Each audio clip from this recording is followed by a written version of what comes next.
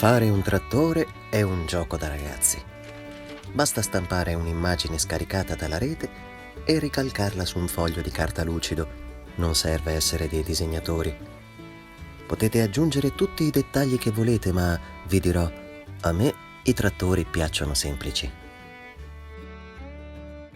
Scegliamo dalla pila degli scarti dell'abete di vario spessore. Non è necessaria una misura precisa.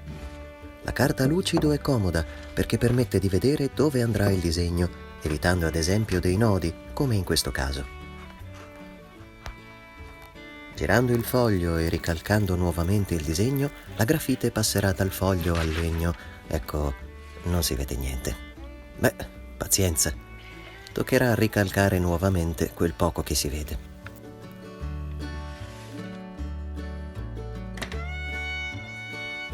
Nel tagliare la sagoma non abbiate fretta, d'altronde si tratta di uno spessore importante.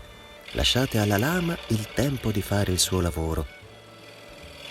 Così, senza fretta. Piano, piano. Ecco, va bene, direi che è chiaro. Acceleriamo un po'.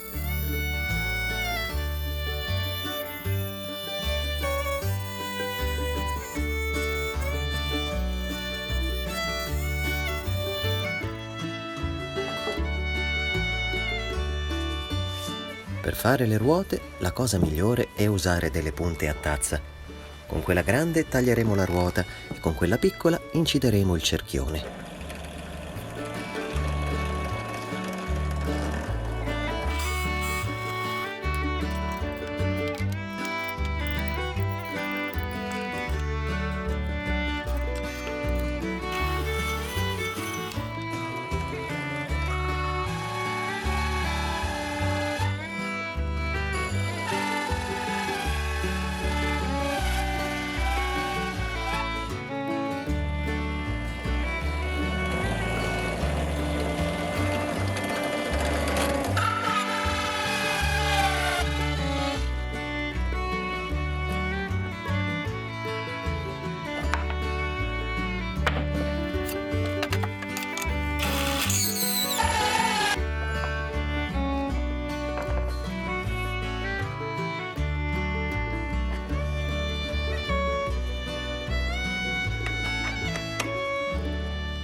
Una volta estratte le ruote, è il momento di una bella levigata.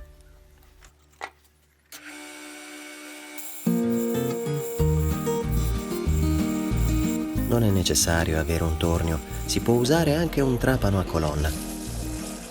Quel perno filettato è molto comodo, ma non ricordo come me lo sono procurato.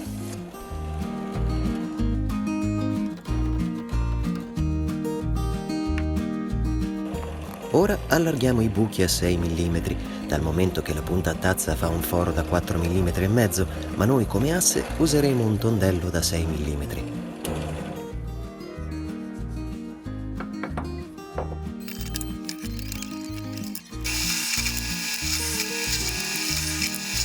Ed ecco fatte le nostre ruote. Detto tra noi, le ruote si possono anche acquistare, basta non dirlo a nessuno. Ecco, io però a voi l'ho detto, vabbè. Il foro sul corpo del trattore sarà di mezzo millimetro più grande delle dimensioni dell'asse, quindi nel nostro caso sarà di 6 mm e mezzo.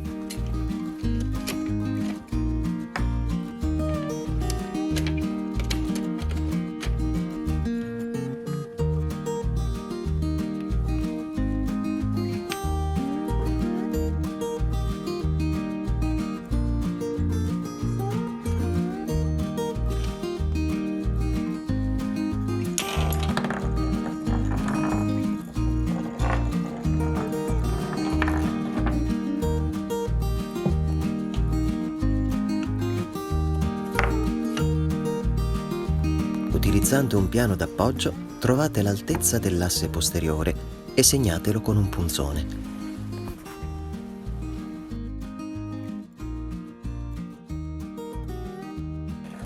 Se vi capitasse di distrarvi per un attimo e il buco del secondo asse lo faceste dell'8,5 anziché del 6,5 per motivi difficili da spiegare, niente paura, basterà allargare nuovamente il buco delle ruote e utilizzare un perno da 8 mm.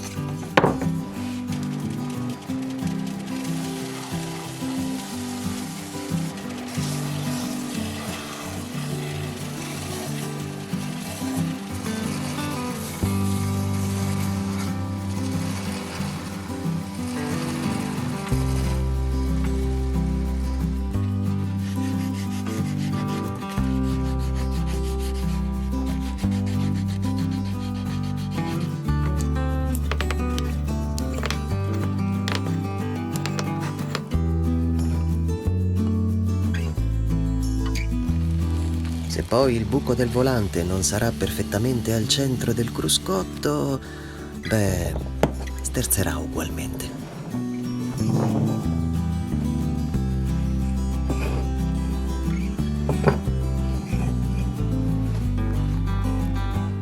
Seguendo lo stesso procedimento possiamo realizzare anche gli animali della fattoria. In rete si trovano dozzine di immagini di ogni tipo. Scegliete le sagome di profilo che vi piacciono di più e ricalcatele su carta lucido.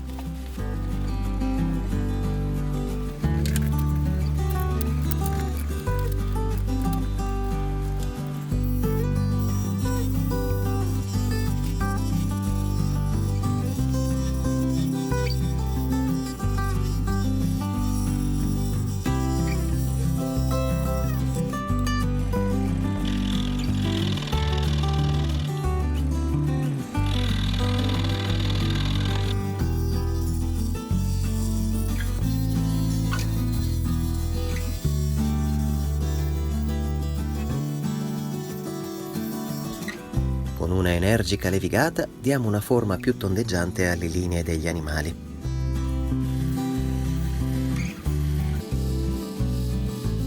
Sarà comunque il caso di rifinire a mano.